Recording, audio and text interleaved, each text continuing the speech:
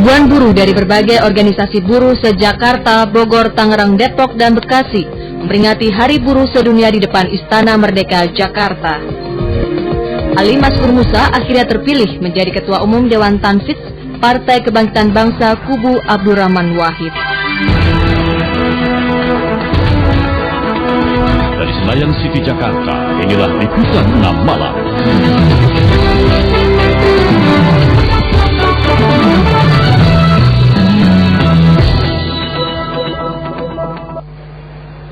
Halo saudara, senang sekali saya Anastasia Putri dapat menjumpai Anda kembali di Liputan 6 Malam. Dan selama 30 menit ke depan kami hadirkan rangkuman berita aktual baik dari dalam negeri maupun mancanegara. Bersama tim redaksi yang bertugas, kita mulai laporan pertama.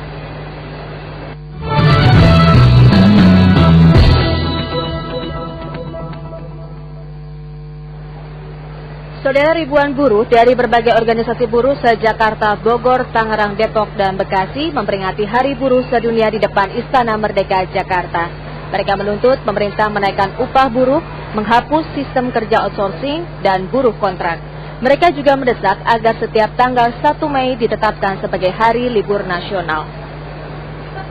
Buruh dan rakyat miskin baca, sehingga dengan percaya diri di hadapan pengusaha, di hadapan aparat keamanan, di hadapan partai-partai politik bandit, kawan-kawan dengan tegas menyatakan kami tidak berbeda dengan tahun lalu. Teriakan dan harapan seperti ini selalu muncul di Hari Buruh. Tahun ini ribuan buruh kembali turun ke jalan, menggelar poster dan berorasi memperjuangkan hak-hak mereka di depan Istana Jakarta. Ribuan buruh dari berbagai organisasi pekerja se-Jabodetabek ini sejak Kamis pagi berkumpul di bundaran Hotel Indonesia, Lapangan Banteng, dan di siang hari bergabung di Istana Merdeka, Jakarta. Para buruh meminta pemerintah menghapus sistem kerja outsourcing dan buruh kontrak, menurunkan harga kebutuhan pokok, dan menaikkan upah buruh. Sekitar 1.500 kepolisian diturunkan untuk mengamankan demo buruh ini. Para buruh mengajukan sejumlah tuntutan kepada pemerintah, antara lain penghapusan sistem kontrak atau sistem outsourcing, kenaikan upah, serta penurunan harga berbagai kebutuhan pokok. Menurut saya sih, ini sebagai awal sebuah perjuangan ke depannya. Mungkin hari ini kita nggak bisa merasakan hasilnya, tapi mungkin anak cucu kita baru bisa merasakan hasilnya gitu. Ya, sistem kerja kontrak sama outsourcing, turunkan harga bahan-bahan pokok. Bisa membuat nasib kita berubah, maka kita tidak akan mendelegasikan. Selain orasi, acara ini menghadirkan grup band Niji. Para buruh membeli tiket Rp10.000 guna merayakan Hari Buruh Sedunia dengan cara yang sedikit berbeda ini.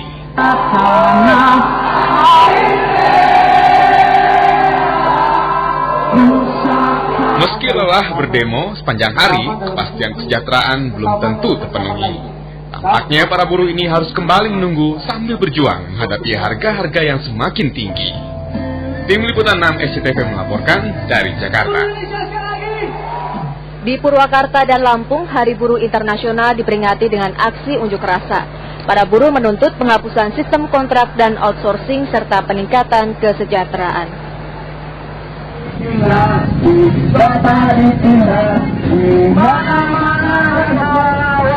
Para buruh di Lampung memperingati Hari Buruh Internasional dengan menggelar aksi unjuk rasa di jalan-jalan kota Lampung.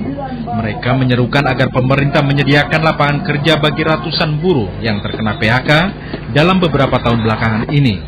Penghapusan kerja kontrak dan outsourcing juga menjadi tuntutan mereka. Para buruh yang tergabung dalam Kongres Aliansi Serikat Buruh Indonesia Purwakarta, Jawa Barat memperingati Hari Buruh Internasional dengan berunjuk rasa ke kantor kabupaten.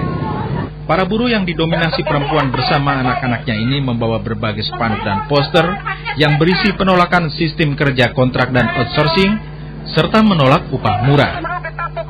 Tim Liputan 6 SCTV melaporkan dari Lampung dan Purwakarta. Unjuk rasa memperingati Hari Buruh tidak hanya digelar di Indonesia tetapi juga diperingati dunia internasional. Di beberapa tempat peringatan May Day ini bahkan berlangsung ricuh sehingga polisi harus mengerahkan meriam air untuk menghentikan aksi para buruh. Aksi unjuk rasa memperingati May Day di Istanbul, Turki berujung rusuh. Aparat membubarkan pengunjuk rasa dengan tembakan meriam air dan gas air mata setelah pengunjuk rasa berupaya menuju alun-alun kota. Aparat telah berjaga sejak awal sebelum aksi unjuk rasa digelar karena pemerintah Turki melarang unjuk rasa Hari Buruh sejak tahun 1977 menyusul tewasnya 37 orang saat memperingati May Day itu. Sementara itu di Rusia, unjuk rasa memperingati Hari Buruh berlangsung damai. Ribuan warga menggelar long march dengan tertib di ibu kota Rusia, Moskow. Aksi serupa juga digelar di negara Eropa Timur lainnya dan Jerman. Dari kawasan Asia, aksi turun ke jalan juga berlangsung di Manila, Filipina. Pengunjuk rasa menuntut peningkatan kesejahteraan dan mundurnya pemerintah pimpinan Presiden Gloria Macapagal Arroyo yang dinilai gagal memenuhi hak dasar buruh di Filipina. Di Hong Kong, Cina, ribuan buruh termasuk dari Indonesia menggelar unjuk rasa. Demonstrasi ini berlangsung damai. Para buruh migran menuntut sistem upah minimum, pengaturan jam kerja, kompensasi lembur dan kesamaan upah bagi buruh kontrak. Sedangkan di Seoul, Korea Selatan, aksi serupa juga digelar menuntut perbaikan hak buruh dan pembatalan perjanjian perdagangan bebas dengan Amerika Serikat yang dinilai merugikan warga Korea Selatan. Kita beralih ke informasi lainnya. Warga 2 desa di tepi Danau Singkarak, Kabupaten Solok, Sumatera Barat terlibat tawuran.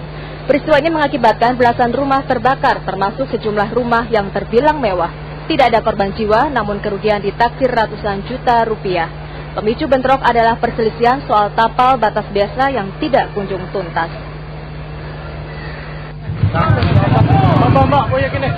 Bentrok antara warga desa Muarupingai dan desa Saning Bakar terjadi mulai jam 8 Kamis pagi. Pemicu bentrok adalah pencabutan tapal batas kedua desa oleh warga Saning Bakar. Padahal tapal batas itu sebenarnya belum final. Pencabutan itu membuat warga Muarupingai marah lalu memukul warga Saning Bakar. Kabar pemukulan membuat warga Saning Bakar marah. Bersenjatakan bom molotov dan bom ikan, mereka lalu menyerbu kampung Muarupingai dan membakar 18 rumah. Tergantung kepada masyarakat. Kalau kita memutuskan kalau dia tuh tidak diusir pulang, nggak mungkin juga. Saya suruh bertahan sini juga nggak bisa. Ya ini sebetulnya perunding kalau dulu itu sudah ada, tapi tidak ada ketentuannya, tidak ada keputusannya, ada keputusan. Bentrok antar kampung terhenti setelah sejumlah personil dari Brimopolda Sumatera Barat diterjunkan ke lokasi. Belum seorang pun ditahan polisi. Hingga Kamis petang, suasana di desa Muarupingai dan Saning Bakar masih mencekam. Warga kedua desa pun tetap berjaga-jaga. 2 tahun lalu, warga desa Muarupingai dan Saning Bakar juga bentrok, dan pemicunya pun sama, perselisihan soal tapal batas kedua desa. Denny Risman dan Arset Kusnadi melaporkan dari Solok, Sumatera Barat. Saudara, setelah jatah makan dihentikan oleh PT Lapindo Berantas, Kamis siang ratusan pengungsi korban lumpur Lapindo demo di lokasi pengungsian memprotes keputusan pihak Lapindo yang sewenang-wenang tanpa memikirkan keberadaan dan nasib para pengungsi.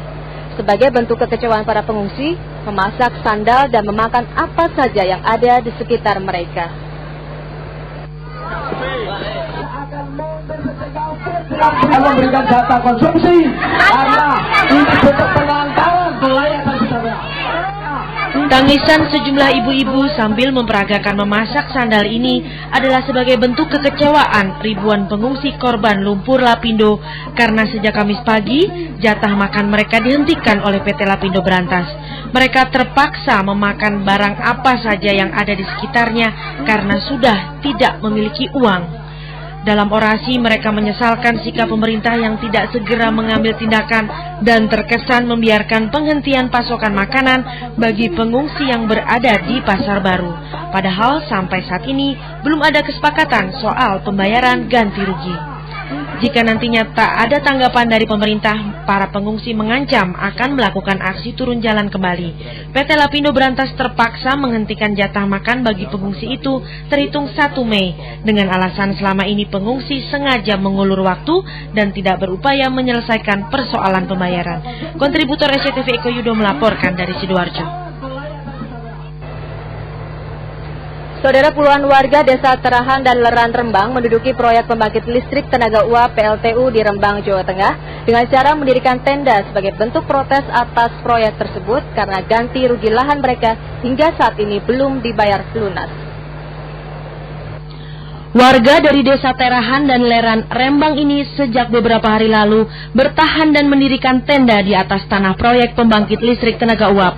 Warga sudah berulang kali meminta kepada pihak proyek PLTU agar tanah mereka dibayar dengan harga Rp100.000 per meter persegi.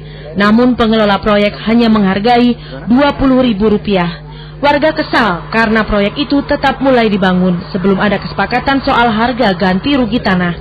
Sebagai bentuk protes, warga nekat bertahan di lokasi hingga pengelola proyek membayar ganti rugi tanah. Mega proyek PLTU ini rencananya berkekuatan 630 sebagai bagian dari proyek 10.000 megawatt untuk Pulau Jawa. Tim Liputan 6 SCTV melaporkan.